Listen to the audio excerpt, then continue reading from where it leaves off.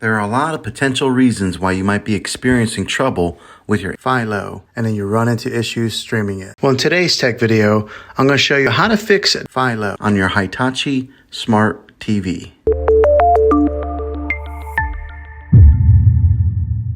Let's see if we can fix your problems and get your Philo back up and running as quickly as possible. The first one, it's the easiest one to try, and that is to unplug your TV from the wall outlet and wait 60 seconds. Now don't be impatient here, wait the whole 60 seconds, then plug it back in. This is very different from turning your TV on and off with your remote control. This is what we call a hard reset of your TV, so make sure you do this method. If that doesn't work, then find your router that is giving you Wi-Fi and unplug the power to that for 60 seconds. Then plug it back in. If it fixes it, great. If not, let's go ahead and move on to the next method. Try deleting Philo. Go to wherever the apps are located on your system and remove the app altogether. Then reinstall Philo app again. After you reinstall it, you might have to log back in with all of your credentials, but hopefully this will work. And if that doesn't work, then I recommend buying an affordable Roku stick, Fire Stick, or Apple TV 4K.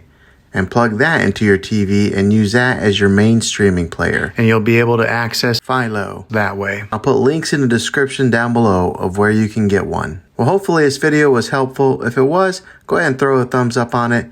Go ahead and subscribe to my channel. I make tech videos all the time, and I would love to have you back in the next one. Take care.